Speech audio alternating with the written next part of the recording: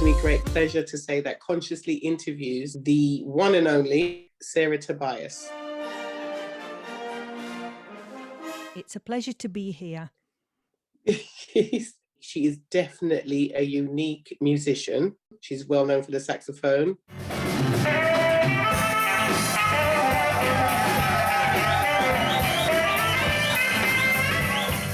She played the flute. Y ahora de Inglaterra, Sarah Tobias, sopla, baby.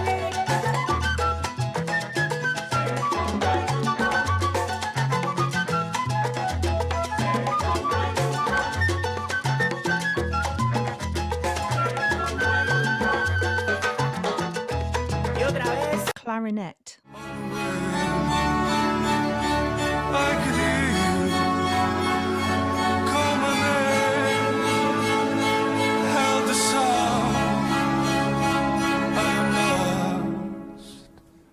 I am lost.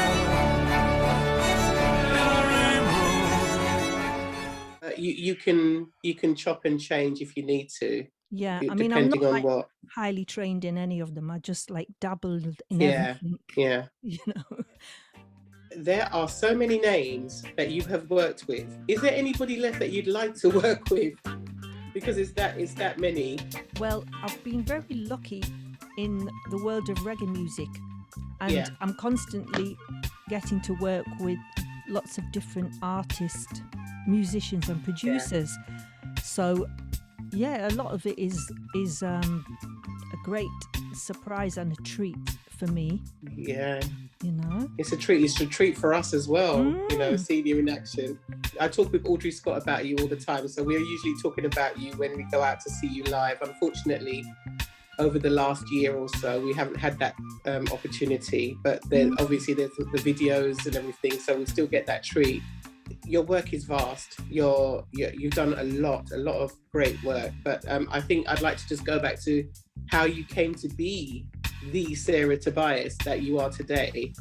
My mum and dad both really listened to lots and lots of different music at home. They had like lots of wide tasting music.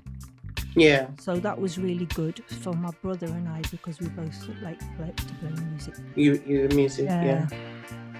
So they accepted you as you were. Yes.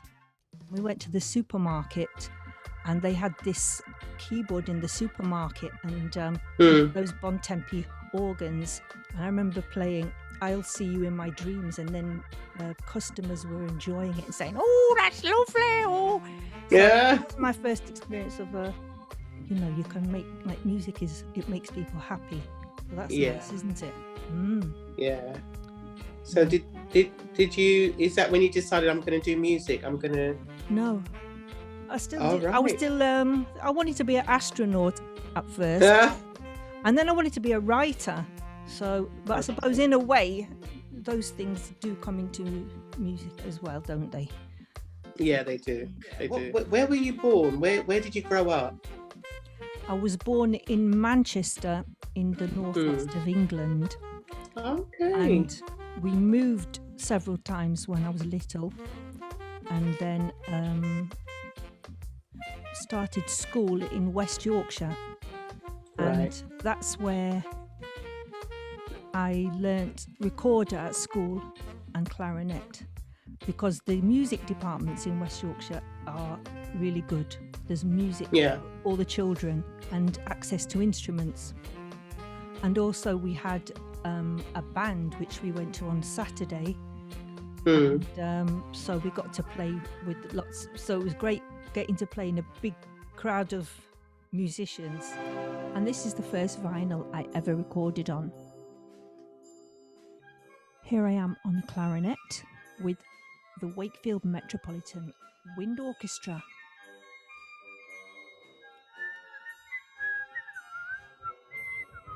And that was an experience recording, because they recorded the whole orchestra and they just had a few mics around the room, and then we had a few takes of each tune.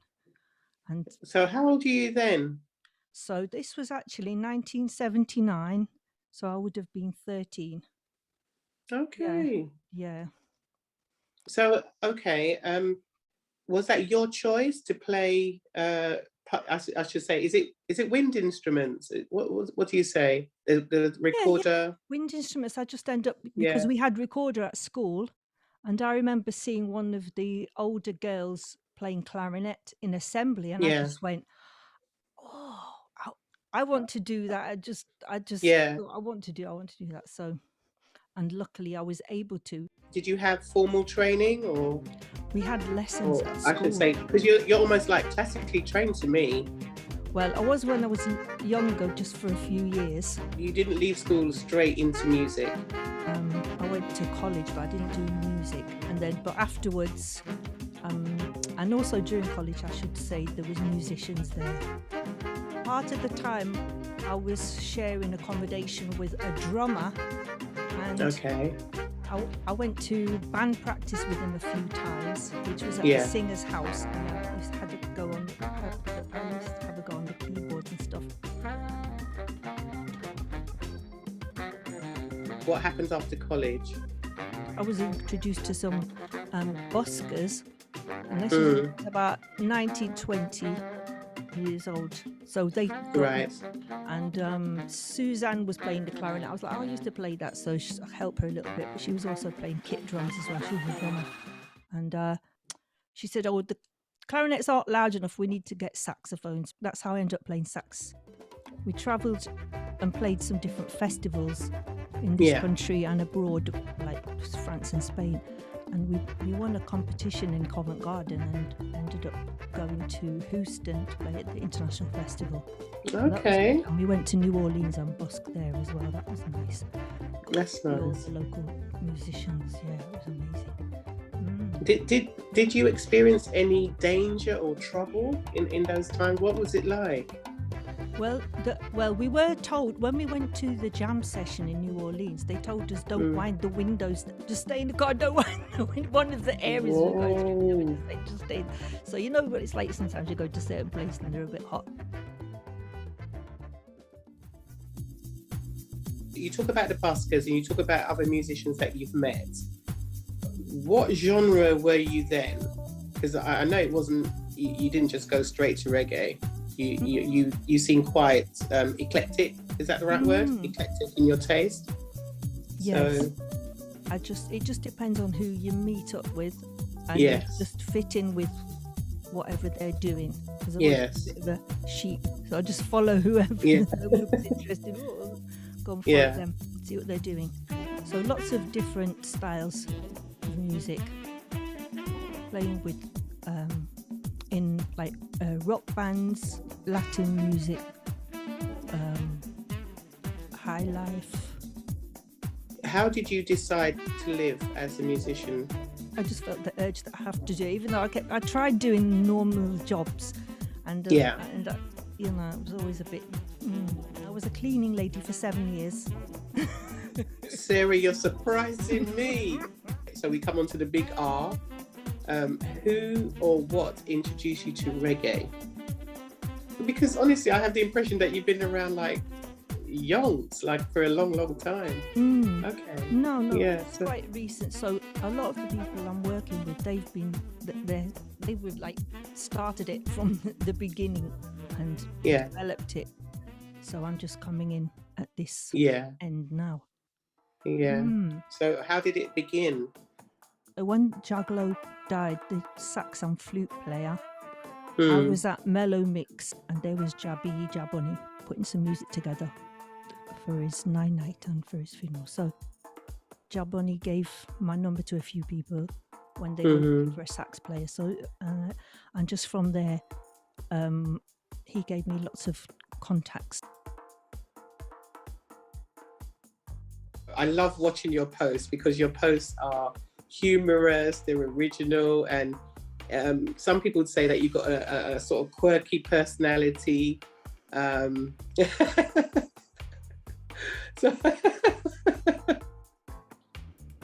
But you got a unique, original. I love your posts, and I love watching you do different things with your musical instruments. Is that just an impulsive thing? You just get up and say, you know what, I need to do something. I need to go to the woods, or the, you know, because I love those ones where you're playing in the woods. And do you just make it up as you go along, or? Well, sometimes, you know, you just get the urge to share something. Yeah. And I get ideas of how to do it.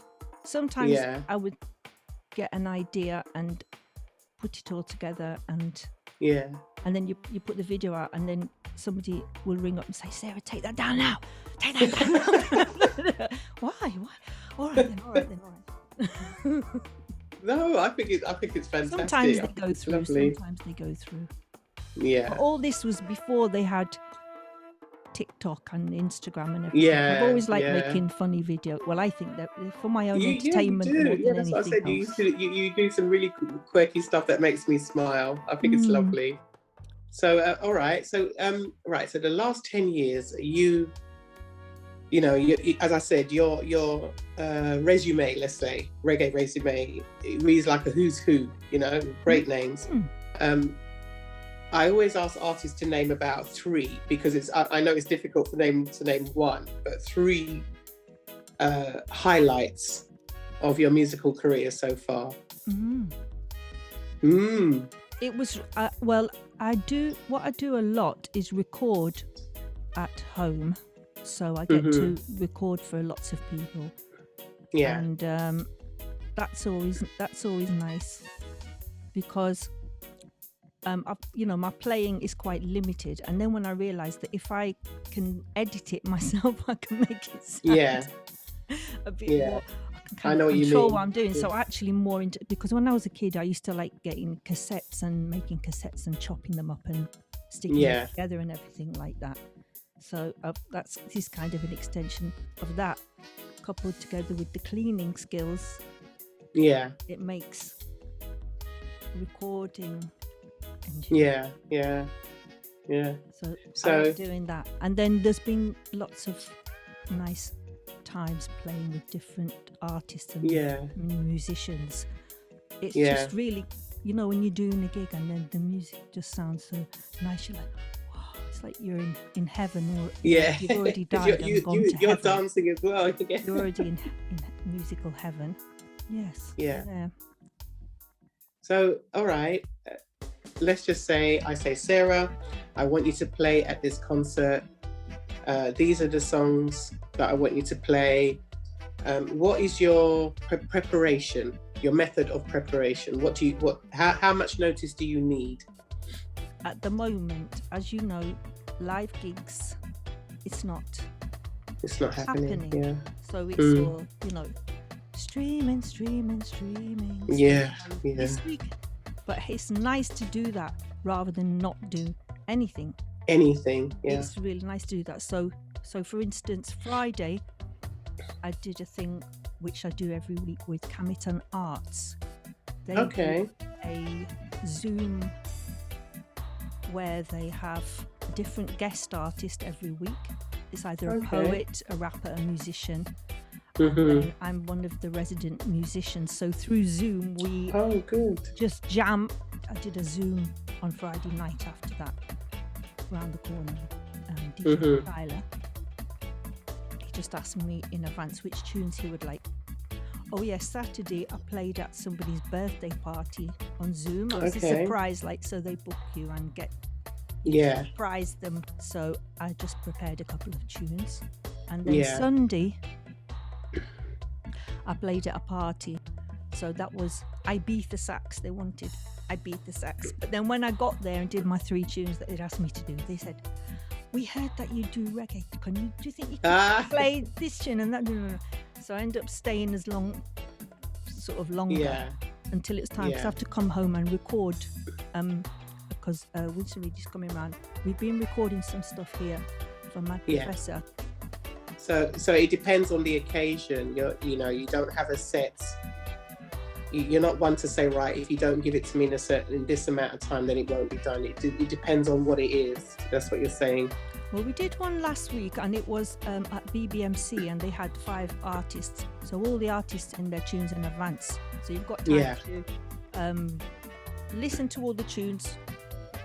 You know, you need to know if there's any other horns. If I'm the only one, work out which horn to play on what. And then when you get there, fight it out with the keyboard players. Yeah. Who's playing what line? Yeah. No, nicely negotiate. Nicely. And then that's it. But sometimes when you're doing the ones like Giants of Lovers Rock or that one we did at Reading last year, and there's just loads of artists, you stay all night listening to the music, and then you put it on while you're asleep, and you're like, no, G sharp, and then just really wake up and write notes, just because you get to play with artists over and over again, then you know all their tunes, But it's a bit different knowing that when you're a horn player, because you can listen to somebody's records and you're singing along with them. But then when you've got to do the line, it's like you're going, yes, but I'm supposed to be in now, aren't I? Yeah. So you've got to concentrate. Yeah, because I have watched you on stage and you get into the music, you start moving, and yes, you do that. That's really. Has there been? I mean, a lot of the artists that I've interviewed, more artists and musicians, they have a period where they just think that they can't go on with music, or they feel that they need to take a break away from music. Have you ever felt like that? Only when I'm ill. Things like I had an accident a couple of years ago, so I couldn't use this arm, so I just started recording with 2 mice instead of 1 mic. Because I can record, I'm being lucky, and because I know how to do the I can do the streaming thing, and I've no different kinds of music, so I kind of trust that I can still carry on doing that. Yeah. Even though everything's really changing. You're resourceful. You're that's what I'm getting. You tend to take what you have and make something of it. Yeah, I'm very lucky because I've got all of these toys to play with. And I've been to places where you haven't got that much access to instruments or internet or electricity and everything. So I know we're totally spoilt rotten over here. So Yes. Has there been anyone that's influenced you, someone who plays those instruments? Totally, yes. All of the horn players that have been doing this before me. And some of them I got to know personally because I've been working with them. They've been really, really wonderful and helpful and taught me lots of things. Yeah. So. And do you ever feel intimidated by, other musicians, or being, on stage with other musicians? Because you've been in some great places.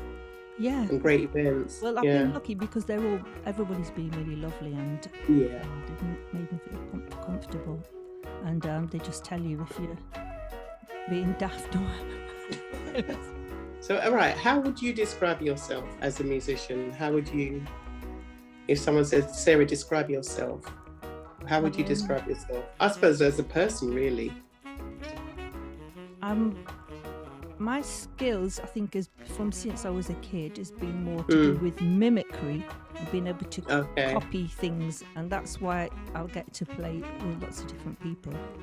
Not necessarily as an originator of anything, but where I'll come into doing original things is now people send me rhythms and ask me to create horn lines and create melodies. So that's nice because I've got a strong basis to start from. Is there anything you still like to do? I'm going to learn some more scales. Really? I can play. The way you put your face. Why not? There's only so much stuff you can do with splicing. Yeah. It'd be nice to just go. Yeah. But, it doesn't mean I can't play fast. It's just I can't. There's certain things you can do. You like to. Yeah. In order to channel what's coming in my mind. Yeah. And what right, I mean, we're coming to the end of the interview, but I'd like to know what you think of the UK reggae scene. Given that we've had COVID and given that there's, been a massive change, but still on a whole, what do you think, what do you think of it at the moment, currently? Well, there's a lot of exciting things still happening, even though there are lots of restrictions. Yeah. So, for me personally, there's lots of recordings that I've worked on that are going to be coming out soon. So the audience has got some things to look forward to. And, there's some gigs coming up. Let's see if they happen. Tipper Irie, Lloyd Brown. You know, we've lost a lot of the elders of the genre, Yes, we have. which has been really sad. Yeah. But then we've got new people coming up who Next generation. Yeah. who have got lots of exciting things Yeah. to bring as well. Yeah. So that's really exciting. Yeah, I think what I find interesting is that although there's some of them make changes to reggae, some of them still stick to the traditional. So you hear lots of different sounds coming from different age groups, sometimes very surprising. So yeah, that's nice. So what I was going to ask, where can we find you? I mean, I did go on your website, very nice. You might find me on Instagram. Sarah Tobias. Yes, that was from Joy Mack who gave me that name. I love it. And I'm playing on lots of records, but you wouldn't know because my name's not on the front of it. It's kind of weird if you're an instrumentalist. It's like I've done an album with my name on the front, but I didn't write the tracks. I just wrote the top bit. Do you know what I mean? And then sometimes it's the other way around. Like somebody else will build a track and I'll make a whole tune on it, but it hasn't got my name. Yeah. It's got some name. So you can't find by Googling. But then again, the crediting system is all kind of being changed all the time. And, so that you can see who wrote what and who played what. Yeah. And that would be fairer because sometimes I also get credit for, oh, that was wonderful. I'm just copying some solo that Dean Fraser did or Winston Rose or Patrick or Ringing or Buttons or something. Yeah, but you sound you know what I mean? Yeah. So really, you know, all of these people who were playing on the records, and then before you had Tommy McCook and Roland Alphonse. And also there's a lot more women artists coming to the front now. Yes. Whereas a few years ago we were like, oh, it just seems to be dominated by that's right. Yeah. It seems to be now a lot better balanced. And then the more that happens, the more you feel like it's okay to come to the front. And show what you're up to. It boosts everybody, you know, involved. Yeah, that's right. That's true. Makes it more balanced. So I know you're on Facebook as well. So, but that's your proper name on Facebook, Sarah. It's my proper name, yeah. Yeah. The name. Do not make me laugh. Okay, and I'll put everything, you know, at the end of the video. But I as I said, you got your website. You know, all the information about you, all that you've achieved, which is a great amount, is on there. So everything is there. But I have fulfilled one of my ambitions, which was to interview you because I find you very fascinating, and I probably will offline. I probably will have to keep plaguing you with lots of different questions and everything because I just love the way you are. I do love the way you are. And thank you for your contribution to music, not just reggae music, but for following your passion and for helping us to listen, or enabling us, I should say, to listen to what you do. And please continue, because we need people like you. Thank you. And I would like to say thank you, and all the people that we were supposed to gig with down the road this week, who we weren't able to. We were supposed to play at the South Festival in Islington with Big U, Pioneers, Dave Parker, Dennis Al Capone, Freddie Notes, Christopher Ellis. That was supposed to be up in like 10 minutes bike ride from my place, but of course we couldn't. And then 2 weeks ago we were supposed to be in Belgium with Tipper Irie and Winston, Peter Honeygale, Roger Robin, but that didn't happen. But it's all right because we're going to do things. We're still doing stuff. You can't stop us, you know. Can't stop us. You see, you went through the whole interview and you held it in, and then it started to come out. Oh God, Sarah, it's been an absolute pleasure. Thank you very much. And everybody's going to have the pleasure of smiling and laughing with you and learn a little bit more about you. Yes. Thank you very much for honouring me with your presence. Thank you. Take care. Pleasure. Goodbye. Thank you. All right. Thank you. Bye.